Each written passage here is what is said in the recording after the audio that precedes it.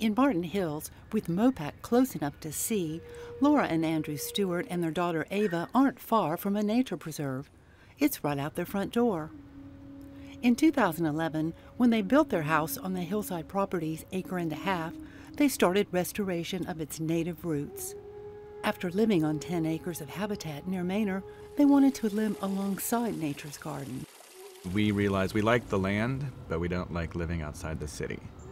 So we decided that we would prefer to have something like that, but where we could still ride our bikes downtown and have access to all the things that happen in Austin.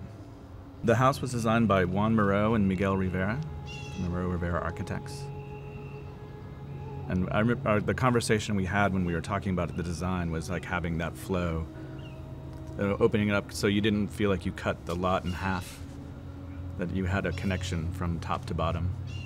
And also that we spend so much of our time outdoors, that we're not really gardeners. We just love being outside. And so, again, the native landscape makes sense for us because it's low maintenance. But also just as far as creating this space, we want this to feel like a part of our house or a part of our living space.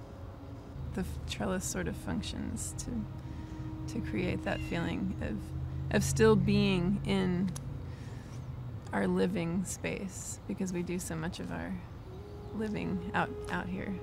Well, our architects introduced us to David Mahler, who from Environmental Survey Consulting, and they came out and he did a plant inventory of all the plants on the property, of all the native species we had and all the non-native invasives, and basically proposed that to be able to access the entire lot, to build a trail system that kind of looped us around so we could go and enjoy the lot but not have to bushwhack our way through it. With the trail, it gives you this feeling that you're exploring.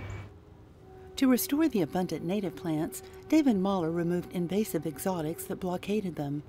Hidden treasures quickly resurfaced to join the natives he added. There's not one time where it's like super showy and there's a lot that's happening all at once. It's like little pockets happen here and there, but it happens constantly and changes throughout the year. Every time I walk the trail, I notice something new. And that constant flux and the change, I like to watch what's happening with the land. It's not such a planned garden.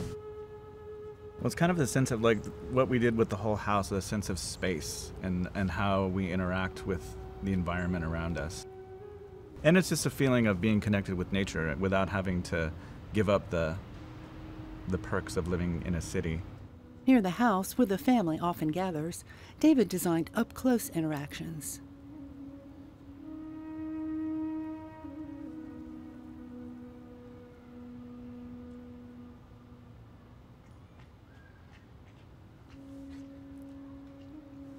In a corridor from driveway to house, he clustered native succulents of distinctive coloration and textures.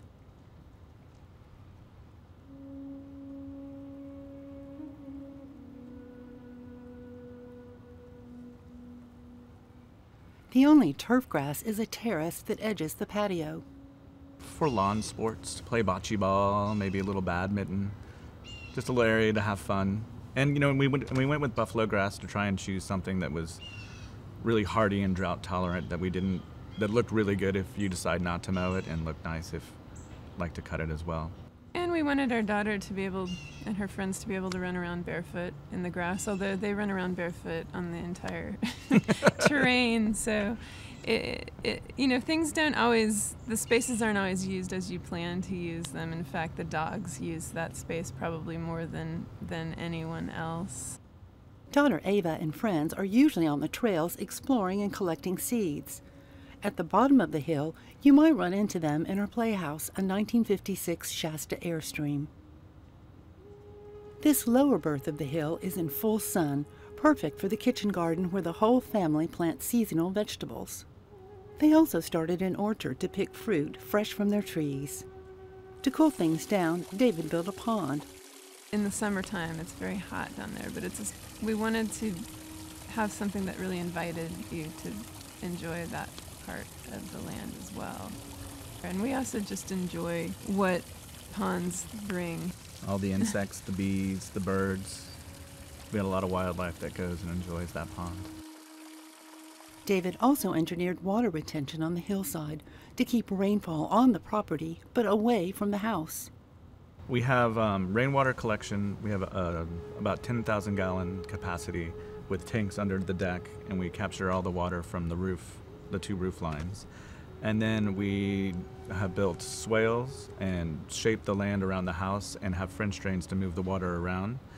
And then when the water does move down the hill, we have swales to slow it down and spread it out. And our irrigation system is connected to the rainwater tanks. So if we ever get to which has happened very rarely, where we get to 100% full, and instead of letting all the water rush out all in one place, we can spread it around the lot through the irrigation system. Restoring the land's natural cycle may take at least 5 years.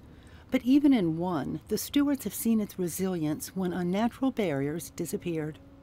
But I've been blown away. Like this spring, I couldn't believe what was happening. And most of it was stuff that was not planted. It's just the stuff that was happening here. Just the native wildflowers that we already have on the lot, that once you cleared things away or cut down saplings, or the mountain junipers that had the space to come out and grow, it's been spectacular. You just want to be able to interact with it and help it along, but not sculpt it, let it sculpt itself.